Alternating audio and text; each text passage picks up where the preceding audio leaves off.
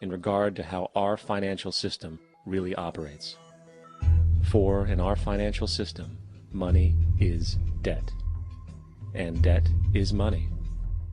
Here is a chart of the U.S. money supply from 1950 to 2006. Here is a chart of the U.S. national debt for the same period. How interesting it is that the trends are virtually the same. For the more money there is, the more debt there is. The more debt there is, the more money there is. To put it a different way, every single dollar in your wallet is owed to somebody by somebody. For remember, the only way the money can come into existence is from loans. Therefore, if everyone in the country were able to pay off all debts, including the government, there would not be $1 in circulation.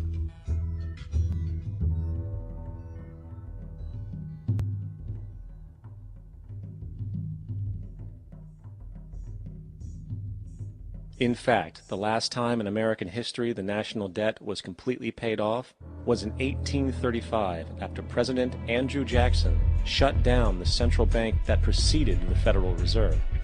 In fact, Jackson's entire political platform essentially revolved around his commitment to shut down the central bank, stating at one point, "The bold efforts the present bank has made to control the government are but premonitions of the fate that awaits the American people should they be deluded into a perpetuation of this institution or the establishment of another like it."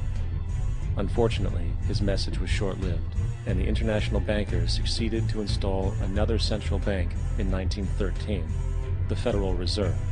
And as long as this institution exists, perpetual debt is guaranteed. Now, so far we have discussed the reality that money is created out of debt, through loans. These loans are based on a bank's reserves, and reserves are derived from deposits. And through this fractional reserve system, any one deposit can create 9 times its original value, in turn debasing the existing money supply, raising prices in society. And since all this money is created out of debt and circulated randomly through commerce, people become detached from their original debt, and a disequilibrium exists, where people are forced to compete for labor in order to pull enough money out of the money supply to cover their costs of living. As dysfunctional and backwards as all of this might seem, there is still one thing we have omitted from this equation. And it is this element of the structure which reveals the truly fraudulent nature of the system itself: the application of interest. When the government borrows money from the Fed, or when a person borrows money from a bank, it almost always has to be paid back with accrued interest. In other words, almost every single dollar that exists must be eventually returned to a bank with interest paid as well. But if all money is borrowed from the central bank and is expanded by commercial banks through loans, only what would be referred to as the principal is being created in the money supply. So then, where is the money to cover all of the interest that is charged? Nowhere. It doesn't exist. The ramifications of this are staggering, for the amount of money owed back to the banks will always exceed the amount of money that is available in circulation. This is why inflation is a constant in the economy, for new money is always needed to help cover the perpetual deficit built into the system, caused by the need to pay the interest. What this also means is that mathematically, defaults and bankruptcy are literally built into the system, and there will always be poor pockets of society that get the short end of the stick. An analogy would be a game of musical chairs, for once the music stops, somebody is left out to dry. And that's the point. It invariably transfers true wealth from the individual to the banks.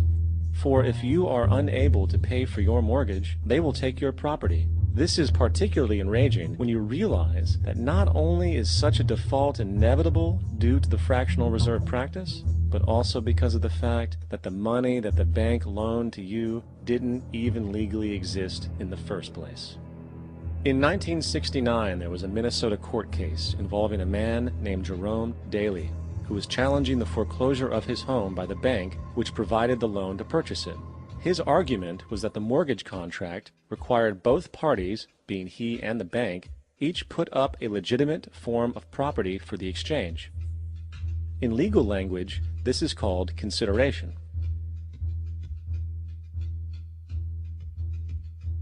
Mr. Daly explained that the money was, in fact, not the property of the bank, for it was created out of nothing as soon as the loan agreement was signed. Remember what modern money mechanics stated about loans? What they do when they make loans is to accept promissory notes in exchange for credits. Reserves are unchanged by the loan transactions, but deposit credits constitute new additions to the total deposits of the banking system. In other words, the money doesn't come out of their existing assets. The bank is simply inventing it, putting up nothing of its own, except for a theoretical liability on paper. As the court case progressed, the bank's president, Mr. Morgan, took the stand, and in the judge's personal memorandum, he recalled that the plaintiff, bank's president, admitted that, in combination with the Federal Reserve Bank, did create the money and credit upon its books by bookkeeping entry. The money and credit first came into existence when they created it. Mr. Morgan admitted that no United States law or statute existed which gave him the right to do this. A lawful consideration must exist and be tendered to support the note. The jury found that there was no lawful consideration, and I agree. He also poetically added, "Only God can create something of value out of nothing." And upon this revelation, the court rejected the bank's claim for foreclosure, and Daly kept his home. The implications of this court decision are immense. For every time you borrow money from a bank, whether it is a mortgage loan or a credit card charge, the money given to you is not only counterfeit, it is an illegitimate form of consideration, and hence voids the contract to repay, for the bank never had the money as property to begin with. Unfortunately, such legal realizations are suppressed and ignored, and the game of perpetual wealth transfer and perpetual debt continues. And this brings us to the ultimate question: why? During the American Civil War, President Lincoln bypassed the high-interest loans offered by the European banks and decided to do what the Founding Fathers advocated, which was to create an independent and inherently debt-free currency. It was called the greenback. Shortly after this measure was taken, an internal document circulated between private British and American banking interests stated, "Slavery is but the owning of labor, and carries with it the care of laborers, while the European plan is that capital shall control labor by controlling wages.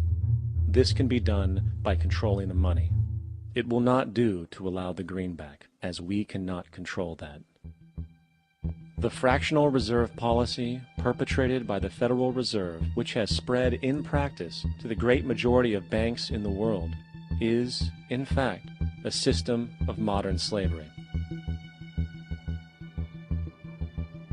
Think about it. Money is created out of debt.